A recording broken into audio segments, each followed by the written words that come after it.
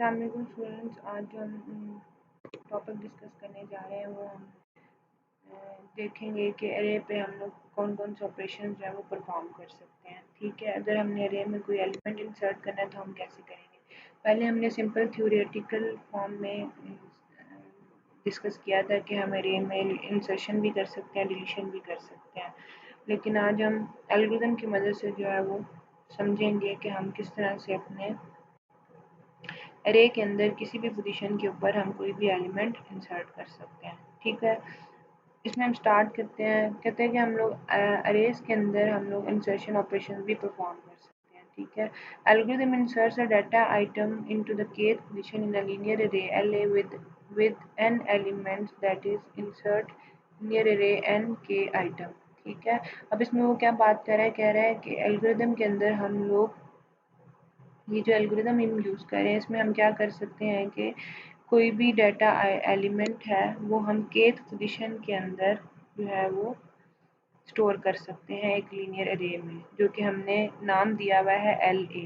ठीक है, इसमें वो कह रहा है कि हमने इंसर्ट का फंक्शन यूज़ किया जिसमें क्या क्या पैरामीटर्स पास हो रहे हैं। एक अरे हमारी पास हो रही है, ठीक है, n नंबर ऑफ एलिमेंट्स है, टोटल अरे आपका अरे का साइज है जितने अरे में एलिमेंट्स हैं। ठीक है, के वो पोजीशन है जिस पोजीशन पे आपने इंसर्शन परफॉर्म करनी है। आइटम जो है वो आपकी वही वैल्यू होगी जो आपने इंसर्ट करनी है अपनी अरे के अंदर। अब वो यहाँ पे क्या कह रहा है, here L A is a linear array with n elements. वो कहता है कि एल ए हमारी एक लीनियर अरे है जिसमें n नंबर ऑफ एलिमेंट्स हैं और k जो है हमारा एक पॉजिटिव इंटीजर है। तो हम कहते हैं कि k तब तक यहाँ पे जो कंडीशन चल रही है उसमें हम कह रहे हैं कि k या तो n के इक्वल होगा या k की वैल्यू n से लेस होगी। ठीक है, तो तब ही हमारी ये कंडीशन फॉल्स होगी। This algorithm insert an element item into the kth position in linear अरे। इसमें वो क्या कह रहा है कि जो हमारा एल्गोरिथम है वो क्या करेगा, आइटम जो है वो kth पोजीशन में लीनियर अरे के अंदर इंसर्ट करेगा। अब ये एल्गोरिथम कैसे रन होगा इसको देखते हैं। यहाँ पे उसने क्या किया है, पहले जे वेरिएबल लिया है जिसको उसने n वैल्यू साइन कर दी है। इसमें उसने क्या किया है, यहाँ पे एक काउंटर इनिशियलाइज कर दिया है। ठीक है, n हमारे पास क्या है, जितने नंबर ऑफ एलिमेंट्स हमारी रे के अंदर होंगे वो हमारा n बन जाएगा। ठीक है, उसमें क्या होता है, उसमें क्या कह रहा है कि हमारे पास नेक्स्ट क्या होगा कि हम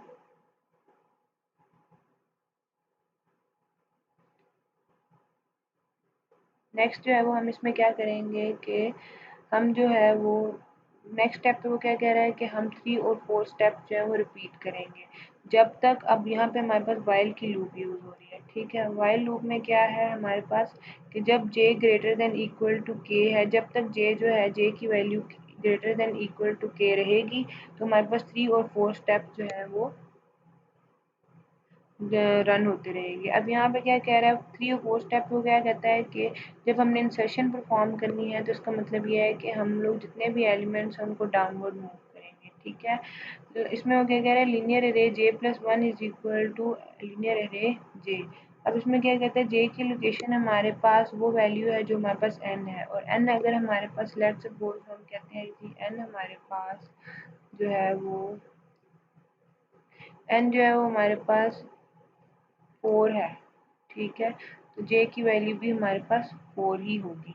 ठीक है, तो j जब तक जो है वो 4 से ग्रेटर रहेगा या अगर उसकी वैल्यू इक्वल आ जाती है, ठीक है, तो इस कंडीशन के फॉल्स होने तक ये कंडीशन चलती रहेगी। इसमें क्या है कि हम अरे में जितने भी एलिमेंट्स हैं उनको डाउनवर्ड मूव करेंगे और उस लोकेशन को खाली करेंगे जिस लोकेशन के ऊपर हमने अरे में वैल्यू स्टोर करनी है। अब यहाँ पे हमारे पास लेट्स सपोज ये एक अरे है, ठीक है, जिसमें हमारे पास हम कह लेते हैं जी हमारे पास ये 0 लोकेशन है अरे की, ये हमारे पास 1 है, ये 2 है और ये हमारे पास 3 लोकेशन है। ठीक है, एक्चुअली ये हमारे पास 4 वैल्यूज़ हैं। अब हम कहते हैं कि हमने ये लोकेशन 1 के ऊपर एक एलिमेंट इंसर्ट करना है। ठीक है, यहाँ पे हमने कोई भी एक एलिमेंट इंसर्ट करना है, तो अब लोकेशन 1 के ऊपर जो वैल्यू होगी वो हम 2 पे शिफ्ट करेंगे, 2 की वैल्यू हम 3 पे और 3 की वैल्यू हम फिर एक 4 लोकेशन पे कर देंगे, क्योंकि जब हम एक एलिमेंट एक्स्ट्रा ऐड करेंगे तो हमारे पास जो नेक्स्ट लोकेशन होगी हम उसके ऊपर वैल्यूज़ शिफ्ट करते जाएंगे। तो इस तरह से हम यहाँ पर अपनी लोकेशन वैल्यूज़ जो हैं वो स्टोर करेंगे। ठीक है, अब यहाँ पे वो क्या कर रहा है कि यहाँ पे वो जे डिक्रीज कर रहा है, काउंटर को j is equal to j-1 कर रहा है। ठीक है, क्योंकि हमने जो है वो इस साइड पे मूव करना है ताकि हम उस लोकेशन को रीच कर सकें जिस पे हमने वैल्यू स्टोर करनी है। ठीक है, अब इसमें नेक्स्ट क्या कह रहा है कि हमारे पास लूप जो है वो एंड हो रहा है। इसमें हमने क्या करना है, इंसर्ट करें एलिमेंट जब हमारी लूप एंड होगी, जिसमें क्या करना है कि हमने उस लोकेशन के ऊपर जो रिक्वायर्ड लोकेशन है उस लोकेशन के ऊपर हमने वो आइटम प्लेस कर देना है। तो हम कह रहे हैं कि हमारी जो लोकेशन 1 है उसके ऊपर हमने लेट्स सपोज 3 राइट करना है। ठीक है, हम उस लोकेशन को वैल्यू असाइन कर देंगे। और n is equal to n+1 का मतलब ये है कि हमारे पास जो अरे का साइज था n5, अगर हम या 4 ले रहे हैं यहाँ पे, ठीक है, तो वो 4 जो है वो एक्चुअली 4+1 हमारे पास 5 हो जाएगा। ठीक है, या अगर हम 3 वैल्यूज ले रहे हैं तो 3+1 एक्चुअली 4 हो जाएगा। 4+1 5 लोकेशन जो है वो हमारे पास इस टाइम अरे के अंदर आएंगी। अगर हम प्रिंट करेंगे तो वो 4 लोकेशन की वैल्यूज जो है वो हमारे साथ प्रिंट होंगी। आगे इसको कोड में देख लेते हैं कि ये कैसे परफॉर्म होगा। ठीक है, अच्छा यहाँ पे हम देखते हैं कि हमारे पास क्या कह रहा है कि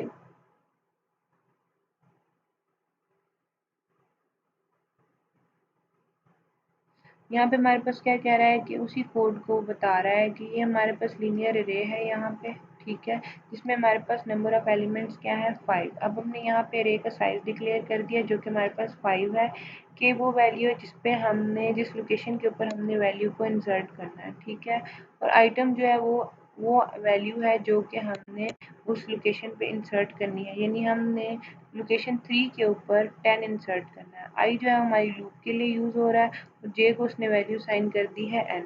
अब यहाँ पे अगर हम बात करें अरे की तो यहाँ पे 0 1 2 3 और ये 4। ठीक है, ये हमारे पास टोटल 5 अरे एलिमेंट्स हैं, लेकिन इनकी लोकेशन 0 से 4 तक होगी। अब यहाँ पे क्या हो रहा है कि ये जो स्टेटमेंट है ये हमारे पास जितने भी अरे के ओरिजिनल एलिमेंट्स हैं उनको प्रिंट करेगा और यहाँ पे हमारे पास एक कंप्लीट लूप चलेगा। ठीक है, अब यहाँ पे 0 से लेके 4 तक हमारे पास लूप चलेगा। आई की वैल्यू 0 हुई तो हमारे पास 0 लेस देन 5 है, एन की वैल्यू हमारे पास 5 है, तो 0 लेस देन 5 कंडीशन ट्रू हुई। यहाँ पे 0 इंडेक्स की वैल्यू प्रिंट हो जाएगी जो कि हमारे पास 1 है। सेकंड फिर हमारे पास दोबारा इंक्रीमेंट हुआ आई की वैल्यू में, आई की वैल्यू होगी 1 हमारे पास लेस देन है 5, तो हमारे पास 1 लोकेशन पे 3 वैल्यू पड़ी है तो 3 प्रिंट हो जाएगा। इसी तरह फिर हमारे पास नेक्स्ट वैल्यू इंक्रीज हुई तो 2 हुई, वैल्यू आई की वैल्यू होगी 2 लेस देन 5 है। ठीक है, तो हमारे पास 2 लोकेशन पे जो वैल्यू पड़ी है वो है 5, तो हमारे पास 5 प्रिंट हो जाएगा।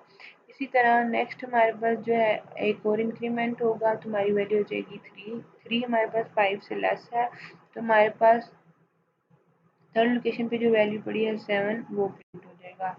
नेक्स्ट इसमें एक इंक्रीमेंट और होगा जिसमें हमारे पास आई की वैल्यू हो जाएगी 4। ठीक है, 4 लेस देन है 5 से, तो 4 लोकेशन पे जो वैल्यू पड़ी है वो 8 है। इस तरह से हमारी अरे के सारे एलिमेंट्स प्रिंट हो जाएंगे। जब दोबारा आई इंक्रीमेंट होगा तो लूप एक बार और चलेगा। ठीक है, यहाँ पे आई इंक्रीमेंट हुआ 5 वैल्यू हुई, 5 लेस देन 5 कंडीशन फॉल्स हो गई, तो हमारी यहाँ पे लूप एंड हो जाएगी। अब ये जो हमारी स्टेटमेंट है ये क्या कर रही है, ये हमारे पास सिर्फ हमें ये बता रही है कि हमारे पास अरे में n is equal to n+1 जो है वो हमारे पास जब हम कोई भी वैल्यू ऐड करेंगे तो हमारी अरे जो है वो टोटल नंबर ऑफ एलिमेंट्स अरे के अंदर 6 हो जाएंगे। ठीक है, इसको इस स्टेटमेंट को ये जो n is equal to n+ वाली स्टेटमेंट है, अगर हम इसको इस लूप के ऊपर भी लिख लें, एक्चुअली ये जो n है n की जो वैल्यू 6 होगी वो यहाँ पे n में यूज होगी। ठीक है, क्योंकि हमने इंसर्शन के बाद अरे के एलिमेंट्स को प्रिंट करना है तो हमारे पास अगर हम n की वैल्यू 5 ही लेते हैं तो वो हमारे पास सिर्फ 5 वैल्यूज देगी और 5 वैल्यूज़ में यहाँ पे अगर 10 जो है वो ऐड हो जाता है तो हमारे पास एक वैल्यू कोई मिस हो जाएगी। ठीक है, तो इस स्टेटमेंट को, ये जो n is equal to n plus one वाली स्टेटमेंट है, इस स्टेटमेंट को आप यहाँ पर भी लिख सकते हैं, इससे कोई फ़र्क नहीं पड़ेगा। ये इस फॉर लूप के लिए यूज़ हो रही है। ठीक है, अच्छा नेक्स्ट उसमें क्या कहते हैं, फिर वाइल लूप एग्जीक्यूट होगी। अब j की वैल्यू जो हमारे पास 5 है, ठीक है, क्योंकि n की वैल्यू 5 है तो j की वैल्यू भी हमारे पास 5 है। टोटल अरे का साइज हमने 5 दिया हुआ है। जीरो अरे का साइज 5 देने का मतलब ये है कि हमारे पास एक लोकेशन जो है वो अभी स्टिल रहती है। ठीक है, ये जो 5 लोकेशन है ये हमारे पास इस टाइम फ्री पड़ी है, इसलिए हम यहाँ पर कोई भी अपना एलिमेंट ऐड कर सकते हैं। यहाँ पे हमने बेशक अरे का साइज कोई भी नहीं दिया हुआ, लेकिन जब हमने एलिमेंट्स दे दिए हैं, यहाँ पे हमने जब नंबर डिफाइन कर दिया है कि हमारे पास 5 एलिमेंट्स हैं, तो हमने 5 लोकेशन जो है वो इस अरे के लिए, लीनियर अरे के लिए, इस लीनियर अरे के लिए रिजर्व कर लिए हैं। ठीक है, तो हमारे पास जो फिफ्थ लोकेशन है वो हमारी फ्री है, इसलिए हमारी इंसर्शन परफॉर्म हो सकती है। अरे के अंदर हमारे पास, हम ड्यूरिंग प्रोग्राम हम ना तो अरे का साइज इंक्रीज कर सकते हैं और ना डिक्रीज कर सकते हैं। ठीक है, इसमें हमारे पास जो वाइल लूप यूज हो रही है, इसमें क्या है कि j greater than equal to k। अब j की वैल्यू हमारे पास 5 है, 5, और k की वैल्यू हमारे पास क्या है, k हमारे पास जो है वो लोकेशन है जिस पे हमने वैल्यू डालनी है, तो k की वैल्यू है 3। ठीक है, 5 greater than equal to 3 condition true हो गई। अब यहाँ पे j की वैल्यू हमारे पास है 5, तो यहाँ पे 5 प्लस 1 क्या होगा,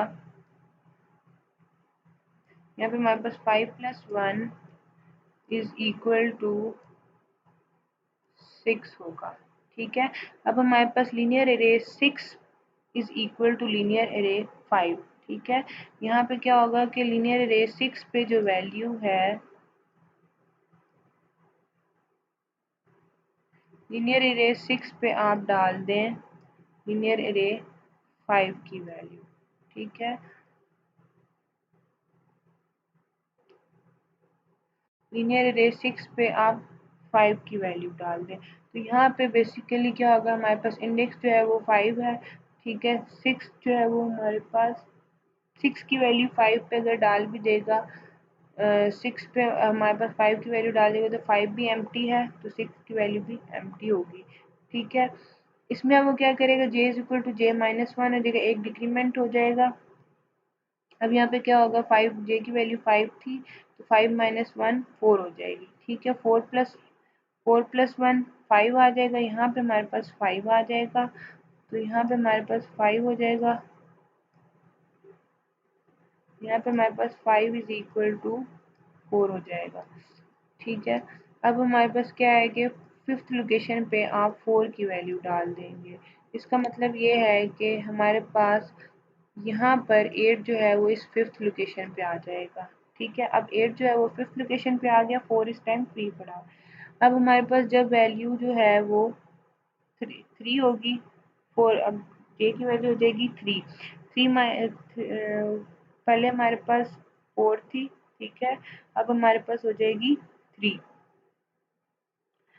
3 हो जाएगी, तो 3 में हमारे पास क्या होगा, 3 माइनस 1 क्या करेंगे, 2। ठीक है, अब जो हमारे पास, अब यहाँ पे क्या होगा, हमारे पास एरे की वैल्यू 3 हो जाएगी, j की वैल्यू 3 हो गई। ठीक है, यहाँ पे हमारे पास 4 थी, तो 4 माइनस 1 3। ठीक है, 3 प्लस 1 क्या हो जाएगा, 4। अब 4 लोकेशन पे हमारे पास किसकी वैल्यू डाल दो, 3 की वैल्यू डाल दो, तो हमारे पास 4 लोकेशन पे जो 3 की वैल्यू 7 पड़ी है, हम 4 लोकेशन जो 8 है वो हमारे पास आगे फर्दर 5 लोकेशन पे मूव कर गया, तो हम हमारे पास जो 7 पड़ा है वो हमारे पास 4 लोकेशन पे अब मूव कर जाएगा, 3 लोकेशन से 7। अब 3 लोकेशन पे हमारे पास वैल्यू जो है वो फ्री जो है, स्पेस जो है वो फ्री है। अब हम यहाँ पे जो भी एलिमेंट अपना इंसर्ट करना चाहते हैं वो हम कर सकते हैं। ठीक है, यहाँ पे वाइल लूप आपका एंड हो गया। हम नीचे आएंगे तो जो हमारी linear array k is equal to item, अब इसमें क्या हो रहा है, साइन कर रहे हैं हम वैल्यू। ये जो k एलिमेंट है ये हमारे पास शो कर रहा है 3, यहाँ पे लीनियर अरे ऑफ क्या होगा, k यहाँ पे 3 होगा, तो इसलिए हमारे पास हम उसको क्या कर देंगे, आइटम की वैल्यू साइन कर देंगे। आइटम क्या था हमारे पास, 10 था, तो इसका मतलब है कि लीनियर अरे 3 पे हमारे पास जो वैल्यू आ जाएगी वो आ जाएगी 10। तो इस तरह से हमारा ये एल्गोरिदम रन होगा। ठीक है। और फिर हम क्या करेंगे कि हम सारे एलिमेंट्स इंसर्शन के बाद प्रिंट कराना चाहते हैं, तो इसलिए हमने यहाँ पे n is equal to N plus one use किया है इस लूप के लिए, क्योंकि हम यहाँ पे अगर हम n की वैल्यू 5 ही रखेंगे तो हमारे पास एक वैल्यू मिस हो जाएगी, क्योंकि अभी अरे में हमारे पास 6 एलिमेंट्स पड़े हुए हैं। तो सिर्फ यहाँ पे ये अरे के एलिमेंट्स नंबर ऑफ एलिमेंट्स को रिप्रेजेंट कर रहा है, और ये लूप चलेगी तो ये तब तक चलेगी जब तक हमारे पास सारे के सारे नंबर्स वैल्यूज़ कंडीशन यहाँ पे आई जो है वो फॉल्स नहीं हो जाएगी, तब तक ये हमारे पास लूप चलेगी। और अब हमारे पास जो एरे बन गई है वो बन गई है 1 3 5 10 7 और 8। ठीक है, तो इस तरह से हमारे पास 1 3 5 10 7 और 8। तो हमारे जो आउटपुट आएगी इस लूप की, जो हमारी सेकेंड लूप है, वो आउटपुट हमारे पास ये एरे देगी 1 3 5 1 3 5 10 7 8। ठीक है, तो इस तरह से हमारा ये कोड जो है वो इंसर्शन का काम करेगा। उसके बाद नेक्स्ट क्या है कि हम अपनी अरे में से एलिमेंट डिलीट कैसे कर सकते हैं किसी भी पोजीशन से। ठीक है, तो ये जो एल्गोरिदम है ये बता रहा है कि हम लीनियर अरे में से kth एलिमेंट जो है वो डिलीट कर सकते हैं। और उसमें क्या करेंगे, फिर हम जो है वो किसी वेरिएबल आइटम को जो है वो वेरिएबल वैल्यू साइन कर देंगे। ठीक है, जो हमने डिलीट करनी होगी। इस तरह से हम क्या करेंगे, डिलीट ऑपरेशन परफॉर्म करेंगे। यहाँ पे हमारे पास लीनियर एरे है। ठीक है, इसमें जो फंक्शन में वैल्यूज पास हो रही हैं, पैरामीटर्स पास हो रहे हैं, इसमें हमारे पास टोटल एरे का साइज है n, और k हमारे पास लोकेशन है, और आइटम जो भी हमने डिलीट करना है, जो नंबर हमने डिलीट करना है। ठीक है, और k वो लोकेशन है जिस लोकेशन से हमने डिलीट करना है। तो यहाँ पे हम कहते हैं कि लीनियर एरे है हमारे पास, इसमें हमारे पास n नंबर ऑफ एलिमेंट्स हैं, और k जो है हमारे पास पॉजिटिव इंटीजर है। अब हम इसमें ये कहते हैं कि k जो है वो तब तक ये हमारे पास तब तक कंडीशन चलेगी जब तक k जो है या तो n के इक्वल नहीं हो जाता, या k जो है n से लेस रहेगा। ठीक है, सिंपली इस एल्गोरिथम ने क्या करना है, किसी भी kth एलिमेंट को डिलीट करना है लीनियर एरे से। ठीक है, तो इसमें क्या किया हमने, पहले क्या कर दिया, आइटम को वो उस लोकेशन की वैल्यू साइन कर दी। अगर हम कहते हैं kth एलिमेंट 3 है, जिस 3 पोजीशन है जिसको हमने डिलीट करना है, तो 3 की जो 3 इंडेक्स पे जो वैल्यू पड़ी होगी वो हमने आइटम में डाल दिया। ठीक है, क्योंकि हमने उस लोकेशन की वैल्यू को डिलीट करना है, इसलिए हमने उस लोकेशन की वैल्यू को आइटम में डाल दिया। ठीक है, अब यहाँ पे हमने क्या किया, फॉर लूप लगा हुआ है। ठीक है, अब जे में values k to n minus one तक चलेंगी। अब ये कंडीशन क्या होगी, 3 जो है वो less than equal to n जो है वो चलेगा। ठीक है, जब तक 3 जो है वो लेस नहीं हो जाता n से, या n के बराबर नहीं हो जाता, तब तक हम क्या करते रहेंगे, j प्लस फर्स्ट आइटम को अपवर्ड मूव करते रहेंगे। ठीक है, इसमें हमने क्या करना है कि हमने जितने भी एलिमेंट्स हैं उनको अपवर्ड मूव करना है। ठीक है, अपवर्ड मूव करने का मतलब यह है कि हम इस साइड को मूव कराएंगे अपने एलिमेंट्स को। ठीक है, अगर हमारे पास ये एक एरे है, तो इसमें हमने कोई एलिमेंट डिलीट करना है। ठीक है, लेट्स सपोज मैं कहती हूँ कि हमारे पास जो 1 लोकेशन पे एलिमेंट पड़ा है, मैंने उसको डिलीट करना है। ठीक है, तो हमारे जितने भी एलिमेंट्स होंगे हम उनको शिफ्ट लेफ्ट करना स्टार्ट कर देंगे। ठीक है, इस एलिमेंट को इस वाली लोकेशन पे रिप्लेस करेंगे, इसको यहाँ पे ले आएंगे, इससे आगे अगर कोई होगा तो उसको फिर हम फॉरवर्ड टूवर्ड्स लेफ्ट करना शुरू कर देंगे। तो इस तरह से हम कहते हैं कि हम रे को अपवर्ड मूव करें, टूवर्ड्स फर्स्ट वैल्यू मूव करें। ठीक है, तो इस तरह से हम डिलीशन जो है वो परफॉर्म करते हैं। ठीक है, उसके बाद कहते हैं कि यहाँ पे हमारी लूप एंड हो जाएगी जब हमारी कंडीशन फॉल हो जाएगी। इसमें हम क्या कह रहे हैं कि reset the number n of elements in linear array set n is equal to n minus one. अब n is equal to n minus one वो क्यों कर रहा है, लेट्स सपोज मेरे पास अरे एलिमेंट्स जो है 1 2 3 4 हैं। ठीक है, तो मैंने अगर इनमें से कोई एक एलिमेंट डिलीट कर दिया है, तो n माइनस वन करूँगी, 4 minus one is equal to 3। ठीक है, तो हमारे पास जो अरे का साइज आएगा वो ये आ जाएगा कि हमारे पास जो टोटल एरे है वो हमारे पास इस टाइम टोटल एरे में जो एलिमेंट्स हैं वो इस टाइम 3 हैं। ठीक है, तो इस तरह से आपका प्रोग्राम जो है वो एग्जीक्यूट हो जाएगा। उसके बाद नेक्स्ट क्या है, नेक्स्ट हम इसका कोड देखते हैं। कोड में क्या हो रहा है कि हम इसमें वही सेम एरे ले रहे हैं जो हमने पिछले प्रोग्राम में ली थी। यहाँ पे हमारे पास नंबर ऑफ एलिमेंट्स जो एरे के अंदर वो 5 है। ठीक है, वो लोकेशन है जिससे हमने एलिमेंट डिलीट करना है। ठीक है, अब यहाँ पे अगर मैं कहूँ तो यहाँ पे 0 1 2 3 और 4। ठीक है, 0 से 4 तक इंडेक्सेस है उसमें। अब हम कहते हैं कि हमारे पास जो थर्ड लोकेशन वाला एलिमेंट है नंबर 7 जो है वो हम डिलीट करना चाहते हैं। तब हम कहते हैं कि जो हमारे पास ओरिजिनल अरे एलिमेंट्स हैं वो हमारे पास प्रिंट हो जाएं। ठीक है, इस तरह से हमारी ये फॉर लूप चलेगी और ये सारे एलिमेंट्स लेस देन n ये 0 से 4 तक चलेगी और इस तरह से हमारे सारे एलिमेंट्स जितने भी अरे में है 0 पे 1 पड़ा है वो प्रिंट हो जाएगा, 3 फिर 5 फिर 7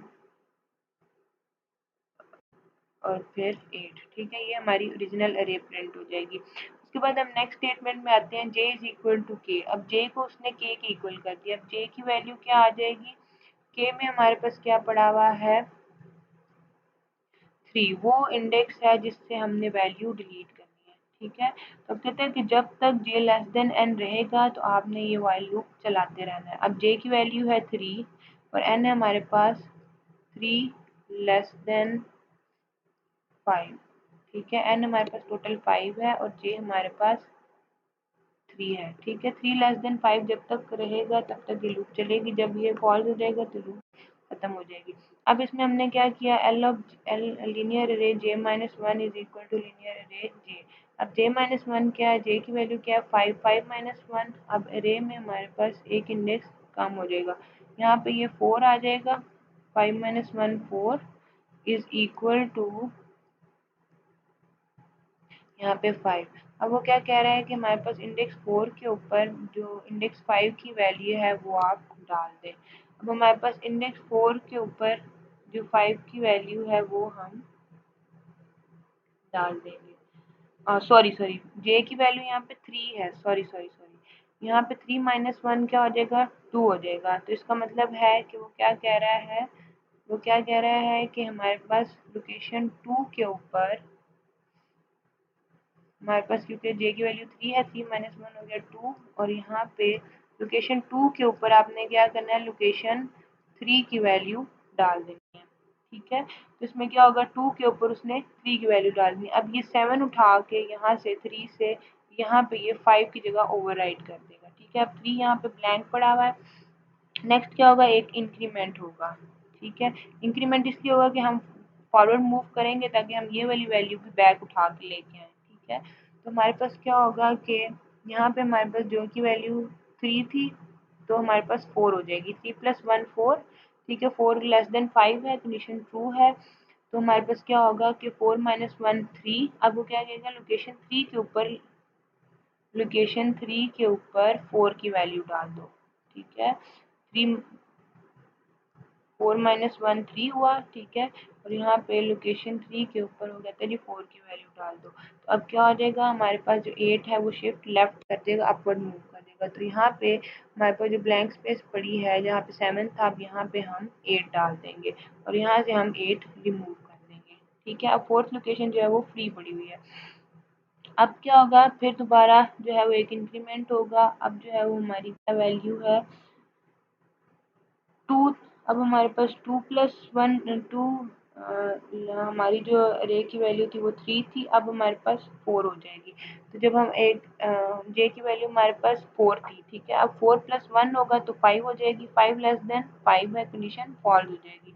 जब हम यहाँ पे आएंगे तो ये क्या कर रहा है, n is equal to n minus 1 array number of array elements में डिक्रीमेंट कर रहा है। ठीक है, क्योंकि हम जब डिलीशन परफॉर्म कर रहे हैं तो हमारे एरे का साइज कम हो रहा है। ठीक है, तो n is equal to n 5 minus 1 क्या करेंगे 4। तो इसमें क्या है कि टोटल हमारी जो अरे की वैल्यूज प्रिंट होंगी वो 0 से लेके 3 लोकेशन तक प्रिंट होंगी। ठीक है, ये हमारी जो लोकेशन है ये यहाँ से डिलीट हो जाएगी।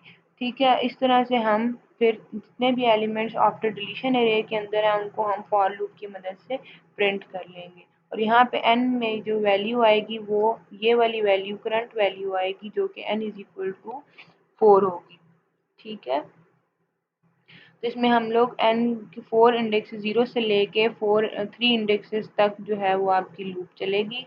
ठीक है, और फिर आपके सारे एलिमेंट्स कौन से प्रिंट होंगे, 1 3 7 और आपका 8। ठीक है, ये हमारे पास क्योंकि हमने जो है वो 5 जो है वो डिलीट कर दिया था। तो इस तरह से आपका कोड काम करेगा।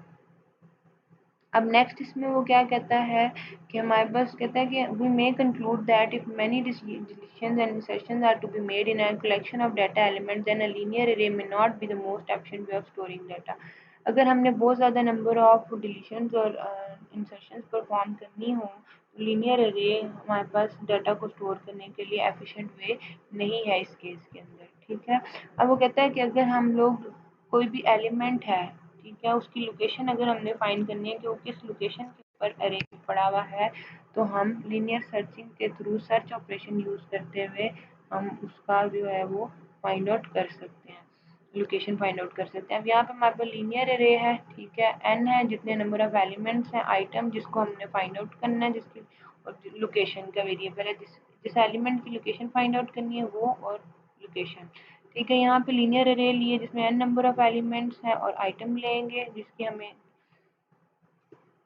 आइटम जो है वो ऐसा गिवन आइटम है जिसकी इंफॉर्मेशन हमने लेनी है। ठीक है, लोकेशन की इंफॉर्मेशन। इस एल्गोरिथम में क्या है कि वो लोकेशन उस आइटम की फाइंड आउट करेगा। यहाँ पे वो क्लियरली बता रहा है कि हम इस एल्गोरिथम के अंदर किसी भी आइटम की लोकेशन फाइंड आउट करेंगे। ठीक है, और यहाँ पे क्या करेंगे, हम लोकेशन फाइंड आउट करेंगे आइटम की, या अगर हमें लोकेशन नहीं मिलती या वो आइटम अरे के अंदर नहीं है तो हम लोकेशन को वैल्यू साइन कर देंगे 0। मीन्स के हमारे पास जो एल्गोरिथम जो एलिमेंट हम सर्च करे थे वो हमारे पास एरिया में हमें नहीं मिला, तो इसमें अनसक्सेसफुल। ठीक है, तो अब हमारे पास ये एल्गोरिथम क्या कर रहा है, ये सिंपल आपके पास एलिमेंट की लोकेशन फाइंड आउट कर रहा है। तो इसमें आपने लोकेशन काउंटर जो है उसको वैल्यू 1 से साइन वैल्यू 1 इनिशियलाइज कर दिया कि हमारे पास फर्स्ट लोकेशन से स्टार्ट करेगा सर्चिंग। ठीक है, अब ये किसी आइटम के लिए सर्च कर रहा है। ठीक है, अब यहाँ पे हमने व्हाइल लूप स्टार्ट किया है जब तक हमारी जो लोकेशन है, ठीक है, वो उस आइटम के इक्वल नहीं हो जाती। ठीक है, अब लोकेशन आइटम पे इक्वल होने का क्या मतलब है कि हमारे पास अब लोकेशन लेट सपोज हमारे पास यहाँ पे अगर मैं बात करूँ तो हमारे पास 1, ठीक है, हम 2 और ये 3 ले लेते हैं। ठीक है, मैं कहती हूँ मुझे लोकेशन 2 का जो एलिमेंट है ना, लेट सपोज मैंने 3 लेना, 3 मैं सर्च कर रही हूँ। ठीक है, तो अब हमारे पास लीनियर अरे लोकेशन वाइज चल रही है। ठीक है, अब लोकेशन में इंक्रीमेंट हो रहा है बार बार, उसमें क्या हम लेट सपोज हम 2 लोकेशन पे आए हुए हैं। ठीक है, और यहाँ पे लोकेशन, यहाँ पे सब्सक्रिप्ट देने का मतलब, लोकेशन लिखने का और सब्सक्रिप्ट देने का मतलब ये है कि हम इस लोकेशन की वैल्यू यहाँ पे दे रहे हैं। ठीक है, तो लीनियर ए लोकेशन 2 जब, और आइटम में हमारे पास क्या है 2, जब तक लोकेशन और आइटम, लोकेशन की वैल्यू और आइटम की वैल्यू सेम नहीं हो जाती तब तक ये आपकी लूप चलेगी। इसमें क्या मतलब है कि जब ये 3 इक्वल टू 3 हो जाएगा, ठीक है, जब तक 3 इक्वल टू 3 नहीं होगा तो ये चलती रहेगी। इसका मतलब है कि आइटम हमें नहीं मिला। जैसे ही हमारे पास वैल्यू 3 इक्वल टू 3 हो जाएगी, लोकेशन यहाँ पे 2 है, is not equal to item. ठीक है, जब तक ये लोकेशन जो है वो आइटम की इक्वल नहीं हो जाती तब तक आपकी लूप चलती रहेगी। जैसे ही ये इक्वल हो जाएंगे इसका मतलब है कि हमें एलिमेंट जो है वो लिस्ट में मिल गया, तो हमारी लूप एंड हो जाएगी। ठीक है, और फिर हम क्या प्रिंट कर देंगे कि वो आई लोकेशन, मतलब आई लोकेशन के इसके ऊपर 2 के ऊपर पड़ा हुआ है और आइटम जो है हमारे पास 3 है। ठीक है, तो इस तरह से हम फिर इसकी लोकेशन प्रिंट कर देंगे। अदरवाइज अगर हमारे पास लोकेशन और आइटम सेम नहीं होते तो इसका मतलब यह है कि हमारा एलिमेंट अरे के अंदर है ही नहीं। तो हम क्या करेंगे, हम लोकेशन को सिंपली 0 साइन कर देंगे और हम अनसक्सेसफुल कह देंगे उस केस में जब हमें एलिमेंट नहीं मिला। तो इस तरह से हमारा जो एल्गोरिथम है वो एंड हो जाएगा, यहाँ पे हम एग्जिट कर जाएंगे। इस तरह से हम किसी एल्गोरिथम, किसी एलिमेंट को अरे के अंदर सर्च कर सकते हैं ताकि हम उसकी लोकेशन फाइंड आउट कर सकें कि वो किस लोकेशन के ऊपर पड़ा हुआ है। ठीक है, उसके बाद नेक्स्ट क्या है जी कि हमारे पास जो है वो दो तरह की अरेज होती हैं। वन डायमेंशनल, जिसमें हमारे पास सिंगल कॉलम और सिंगल रो होती है। ये हमारे पास एक अरे है जिसमें हमारे पास ये सिंगल सबस्क्रिप्ट है। ठीक है, ये हमारे पास रो भी है और कॉलम भी है। ठीक है, ये लीनियर लिस्ट की तरह बिल्कुल काम करती है। इसमें क्या एक सबस्क्रिप्ट होता है, ठीक है, और इंडिविजुअल एलिमेंट इसमें हमने एक्सेस करना होता है। अब टू डायमेंशनल अरे के अंदर हमारे पास मैट्रिक्स या टेबल बनता है जिसमें हमारे पास रोज और कॉलम्स की फॉर्म्स होती हैं। अब ये जो 2 है ये हमारे पास रो को रिप्रेजेंट कर रहा है और ये जो 4 है ये हमारे पास कॉलम्स को रिप्रेजेंट कर रहा है, जो यहाँ पे मेंशन भी हुआ है। अब यहाँ पे हमारे पास ये जो टेबल शो कर रहा है इसमें हमारे पास जो हॉरिजॉन्टल है वो रोज हैं। ठीक है, और यहाँ पे ये जो वर्टिकल्स हैं ये हमारे पास कॉलम्स को रिप्रेजेंट कर रहे हैं। अब यहाँ पे रो 0 है, ये हमारी पूरी रो 0 है, ये हमारी पूरी रो 1 है। यहाँ पे हमारा कॉलम 0 है, कॉलम 1, कॉलम 2, कॉलम 3। तो हम इस तरह से अपनी रेस को 2 डायमेंशनल में रिप्रेजेंट करते हैं। उसके बाद नेक्स्ट हमारे पास क्या है कि मल्टी डायमेंशनल अरे। अब हमारे पास जो रोज और कॉलम्स वाली बात है इसमें हम मल्टी डायमेंशनल भी कहते हैं या बाई डायमेंशनल अरेज भी कहते हैं। ठीक है, इनको हम अरेज ऑफ अरेज कहते हैं जो हमारे पास मल्टी डायमेंशनल अरेज है। इसमें बाई डायमेंशनल अरे भी इसको कहते हैं। ठीक है, और इसमें हमारे पास same uniform data type use होती है। अब इसमें वो कह रहा है कि हमारे पास जो जिमी है ये क्या कर रहा है, यहाँ पे बाई डायमेंशनल अरे को रिप्रेजेंट कर रहा है जिसमें हमारे पास 3 रोज हैं और 5 कॉलम्स हैं। ठीक है, और दोनों जो हैं वो इंटीजर टाइप के हैं। इसमें हमेशा बात याद रखें कि रोज और कॉलम्स लेंगे और अरे लेंगे तो हमेशा अरे जो है वो सारे एलिमेंट सेम टाइप होंगे, कभी भी डिफरेंट नहीं ले सकते। The way to declare this array in C plus plus would be. अगर हमने सी प्लस प्लस में अरे को डिक्लेयर करना है तो हम ये इस तरह से हम जो है वो अरे को डिक्लेयर करते हैं सी प्लस प्लस के अंदर। अब हमारे पास ये जिमी नाम की अरे है जिसमें हमारे पास 0, 1, 2 जो है वो रो के इंडेक्सेस को शो कर रहा है और 0 से लेके 4 हमारे कॉलम के इंडेक्सेस को शो कर रहा है।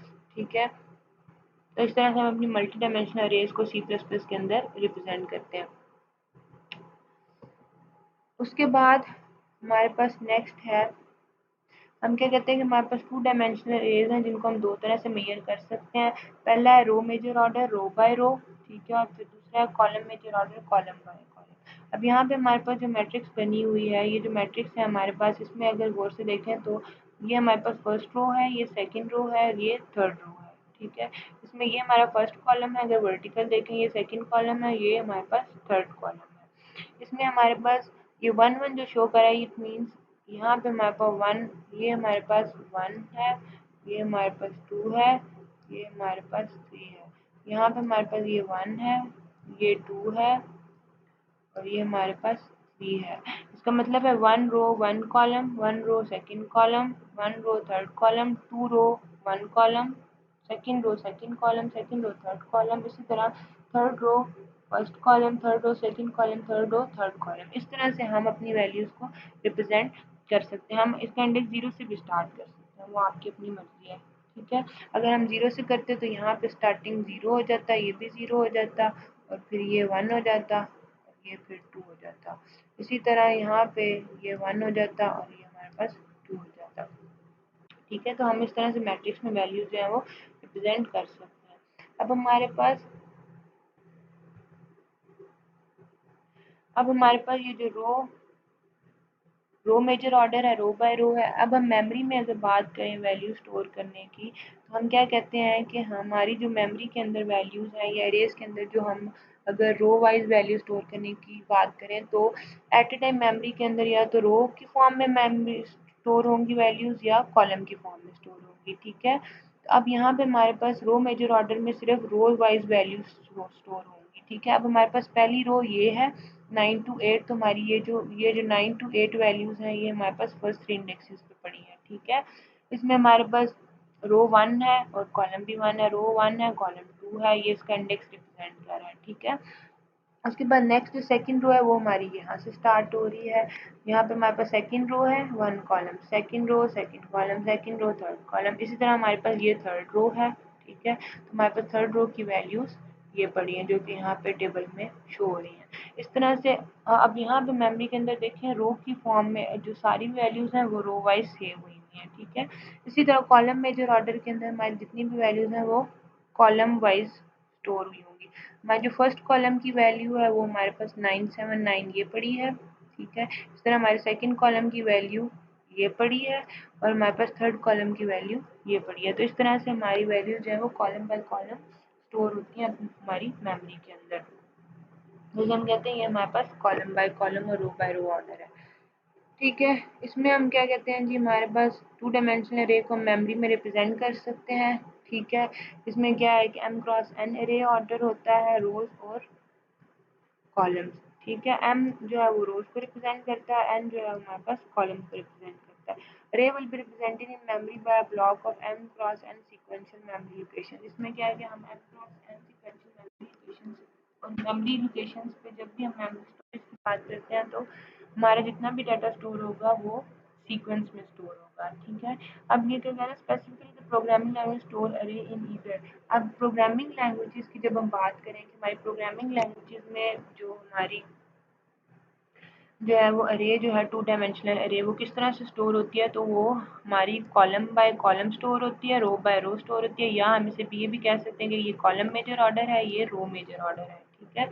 तो इसमें ये है कि हमारी एट ए टाइम अरे में एक ही वक्त पे या column by column value store होगी या रो बाय रो वैल्यू स्टोर होगी।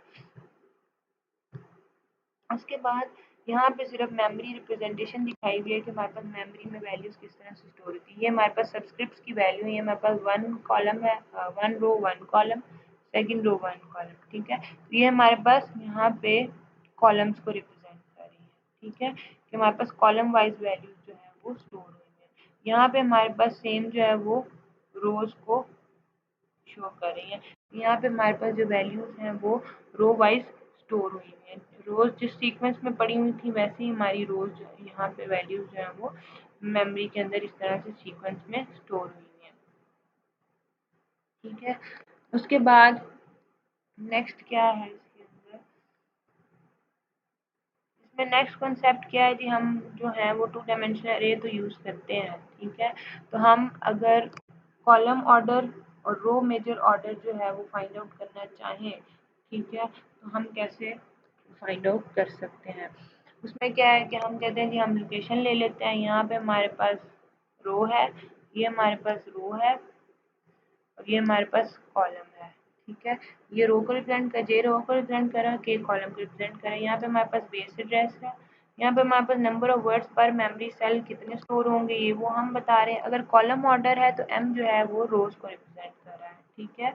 और के यहाँ पे हमारे पास ऑलरेडी मैं बता चुकी हूँ कॉलम्स हैं और जे हमारे पास रोज की वैल्यूज होंगी, ठीक है। इसी तरह रो मेजर ऑर्डर में जो सिर्फ चेंज है बाकी सारी चीज़ें सेम है, यहाँ पर सिर्फ डिफरेंस है, यहाँ पे रो मेजर ऑर्डर है तो हम कॉलम से रोज को मल्टीप्लाई कर देंगे, ठीक है। यहाँ पे हमारे पास रोज आ जाएंगे और यहाँ पे हमारे पास कॉलम्स आ जाएंगे। आगे हम एग्जांपल देखते हैं कि ये कैसे सॉल्व होगा। अब उसमें क्या हो रहा है कि यहाँ पर हमारे पास जो मैक्सिमम हम यहाँ पे एम में रिप्रेजेंट कर रहा है, हम मेमोरी एड्रेस फाइंड आउट करने लगे, ठीक है। लोकेशन या मेमोरी एड्रेस दोनों सेम बातें हम इस अरे की ये जो अरे है आई जे, ठीक है, वैल्यूज इनकी हम लोग चाहते हैं कि हम मेमोरी के अंदर एड्रेस फाइंड आउट कर लें या मेमोरी के अंदर लोकेशन फाइंड आउट कर लें, तो हम ये फार्मूला रो बाय रो के लिए हम यूज़ करेंगे, ठीक है। कॉलम बाय रो के लिए नहीं, रो बाय रो के लिए। इसमें क्या हम बेस एड्रेस लेंगे, नंबर ऑफ वर्ड्स पर मेमोरी लोकेशन जितने हैं वो लेंगे और n जो है वो हमारे पास नंबर ऑफ कॉलम्स आ जाएगा, ठीक है। इस तरह ये हमारे पास रोज आ जाएंगी और ये कॉलम्स आ जाएंगे, ठीक है। तो इसकी एग्जांपल हम देखते हैं कि किस तरह से हम इसको सॉल्व करेंगे। अच्छा, इसमें क्या है कि हमारे पास हम कहते हैं लेट्स सपोज हमने कहा जी कि हमारे पास जो अरे में सेकंड कॉलम और सेकंड रो और सेकंड कॉलम पे जो वैल्यू पड़ी है उसका मेमोरी एड्रेस हमें पता करना है, ठीक है। तो बेस एड्रेस हम कहते हैं, बेस एड्रेस हमने लिया यहाँ से, हमने ज्यूम कर लिया कि बेस एड्रेस जो है वो हमारे पास 20 है, ठीक है। और नंबर ऑफ वर्ड्स पर मेमोरी लोकेशन जो है हमारे पास 2 है और हमारी जो वैल्यू है जिसका हम मेमोरी एड्रेस फाइंड आउट करें वो हमारे पास ये वाली है, ठीक है, इंडेक्स। ये हमने इंडेक्स ले लिया। ये जो 2 इंडेक्स है इसकी हमने मेमोरी एड्रेस फाइंड आउट करना है। तो यहाँ पे n जो है हमारे पास नंबर ऑफ कॉलम्स हो जाएंगे, और यहाँ पे n जो है वो इस टाइम हमारे पास पिछली डायग्राम में अगर हम देखें तो हमारे पास नंबर ऑफ कॉलम्स जो है वो यहाँ पे नंबर ऑफ कॉलम्स हमारे पास 3 है। ठीक है, तो हमारे पास नंबर ऑफ कॉलम 3 आ जाएंगे, और नंबर ऑफ वर्ड्स हमने अज्यूम किया हुआ है कि 2 ले रहे हैं हम, और आई जो है वो ये वाली वैल्यू आ जाएगी। i-1 में हमारे पास ये जो 2 वाली वैल्यू है ये हमारे पास i-1 में आ जाएगी। ठीक है, आई की जो वैल्यू है वो ये वाली आई की वैल्यू है। ठीक है, और जे की जो वैल्यू है वो ये वाली जे की वैल्यू है। जिस जिस लोकेशन की आपने मेमोरी एड्रेस फाइंड आउट करना है वही वैल्यूज हम यहाँ पे लेंगे। ठीक है, तो हम इनको टोटल कैलकुलेट करेंगे तो हमारे पास जो आंसर आएगा वो है 28। अगर हम पीछे देखें तो हमारे पास क्या क्या है, ये जो इंडेक्स था 2 तो उसका मेमोरी एड्रेस जो है वो फाइंड हो के आया है 28। इस तरह से हम ये हमारे पास रो मेजर ऑर्डर में है। इसी तरह अगर हम कॉलम मेजर ऑर्डर 2 डायमेंशनल के लिए कॉलम मेजर ऑर्डर के थ्रू हम किसी भी रे इंडेक्स का मेमोरी एड्रेस फाइंड आउट करना चाहते हैं तो हम जो है वो क्या करेंगे कि यही सेम फार्मूला यूज़ करेंगे, बस यहाँ पे हमारे पास नंबर ऑफ रोज आ जाएंगी। ठीक है, और हम नंबर ऑफ कॉलम्स इनको मल्टीप्लाई कर देंगे। तो हमारे पास हम इसकी एग्जांपल देखते हैं। हमने वही सेम वैल्यूज ली हुई है यहाँ पर। ठीक है, 2 अब हमारे पास 2 इंडेक्स की जो है वो हमने मेमोरी एड्रेस लेना है कॉलम मेजर ऑर्डर के अंदर। तो हमारे पास बेस एड्रेस जो है वो हम यहाँ पे ले लेते हैं। हम कहते हैं जी हमारे पास बेस एड्रेस या स्टार्टिंग एड्रेस जो मेमोरी का वो क्या है 1। ठीक है, तो हमारे पास नेक्स्ट वैल्यू क्या आएगी, बेस एड्रेस 1 आ गया। नंबर ऑफ वर्ड्स पर मेमोरी लोकेशन क्या है 2 है। ठीक है, और हमारे पास नंबर ऑफ कॉलम्स जो है वो अब रो मेजर ऑर्डर है तो एम रो मेजर ये कॉलम मेजर ऑर्डर है सॉरी, तो इसमें हमारे पास एम जो है वो नंबर ऑफ रोज होंगी। तो अगर हम इस फिगर में देखें तो हमारे पास नंबर ऑफ रोज जो है वो 2 है। ये 1 और ये 2, तो यहाँ पे हमारे पास जो नंबर ऑफ रोज आ रही हैं वो 2 आ रही हैं। ठीक है, तो इस तरह से जे की वैल्यू जो है वो जे और आई की वैल्यू वो यही वैल्यू होगी जिसके लिए हम फाइंड आउट कर रहे हैं। ठीक है, इसी तरह जे की वैल्यू ये होगी जिसके लिए हम फाइंड आउट कर रहे हैं वैल्यू। ठीक है, ये हमारे पास जे है और ये हमारे पास आई है। ठीक हो गया, अब हमने वैल्यूज कैलकुलेट कर ली तो हमारे पास टोटल जो मेमोरी एड्रेस कैलकुलेट हो गया है वो है 7 के। ए रे 2 की value second column second row के जो इंडेक्स है उसकी मेमोरी उसकी वैल्यू जो है वो मेमोरी के अंदर 7 इंडेक्स के ऊपर पड़ी हुई है। तो इस तरह से हम कॉलम और रो मेजर ऑर्डर के अंदर एड्रेसेस जो है वो अपने इंडेक्सेस के क्रिएट कर सकते हैं यूजिंग 2 डायमेंशनल अरेज। अब इसने यहाँ पे सिंपल एग्जांपल दी हुई है कि हम अगर हम कंसीडर करते हैं कि हमारे पास 25x4 की मैट्रिक्स है जिसमें हमारे पास 25 रोज हैं और 4 कॉलम को रिप्रेजेंट कर रहा है। हमने कहा जी हमारे पास स्कोर एक एरे है जिसमें हमारे पास एक स्टूडेंट को हम कंसीडर कर लेते हैं, ये रो है हमारे पास, रो वैल्यू है, टेस्ट जो है हमारे पास कॉलम वैल्यू है। तो हम इसमें बेस को रिज्यूम करते हैं कि जो अरे स्टार्टिंग है वो 200 से स्टार्ट हो रही है और वर्ड्स जो है वो हमारे पास 4 वर्ड्स पर मेमोरी सेल है। तो इसमें हमने रो मेजर ऑर्डर को यूज़ करते हुए हमने 2 डायमेंशनल अरे को प्रोग्रामिंग लैंग्वेज के थ्रू स्टोर करना है। तो इसमें हम क्या कह रहे हैं कि यहाँ पे हम कहते हैं कि हमने ये जो 12 स्टूडेंट है इसके तीसरे टेस्ट के जो रिजल्ट्स हैं वो हमने देखने हैं कि मेमोरी इस इस स्टूडेंट के अगेंस्ट इस टेस्ट की जो वैल्यूज़ हैं वो हमारे पास मेमोरी के अंदर किस लोकेशन पे पड़ी हैं, किस मेमोरी एड्रेस पे पड़ी हैं। ठीक है, तो हम क्या करेंगे, हम सेम फार्मूला अप्लाई करेंगे, लोकेशन स्कोर, ये हमारे पास 12 स्टूडेंट है और ये हमारे पास 3 टेस्ट है जिसकी हमने वैल्यू फाइंड करनी है जैसे हम पीछे कर रहे थे। ठीक है, जो फाइंड करना है वो हम यहाँ पे सब्सक्रिप्ट में लेंगे। इस तरह बेस एड्रेस हमें पता है 2 है और नंबर ऑफ वर्ड जो है हमारे पास 4 है। इसी तरह हमारे पास अब हम रो मेजर ऑर्डर हैं तो हम यहाँ पे नंबर ऑफ कॉलम्स लेंगे। अब यहाँ पे उन्होंने नंबर ऑफ कॉलम्स आपको दिए हुए हैं कि हमारे पास 4 है। ठीक है, अब ये हमारे पास ये वैल्यूज जो आई और जे की वैल्यूज हैं ये सेम यही वाली वैल्यूज हैं जो हम जिनके लिए फाइंड आउट कर रहे हैं। तो 12 - 1 3 - 1। ठीक है, तो अब हमारे पास क्या है कि हम कैलकुलेशन परफॉर्म करेंगे तो हमारे पास जो एड्रेस आएगा या मेमोरी एड्रेस आएगा या मेमोरी लोकेशन आएगी जिसके ऊपर 12 स्टूडेंट के थर्ड टेस्ट का रिकॉर्ड मौजूद है, ये वैल्यू मौजूद है, उसका मेमोरी एड्रेस 384 है। तो इसका मतलब है कि हमारे पास ये रिकॉर्ड 384 मेमोरी लोकेशन पे स्टोर हुआ है। तो इस तरह से हम अपने जो टू डायमेंशनल अरेज हैं उनको हम जो है वो रिप्रेजेंट कर सकते हैं। होप सो आप लोगों को लेक्चर समझ आ गया होगा। किसी भी किस्म की लेक्चर में कोई प्रॉब्लम होगी तो इंशाल्लाह फिर हम जो है उसको रिजॉल्व करें। Thank you so much.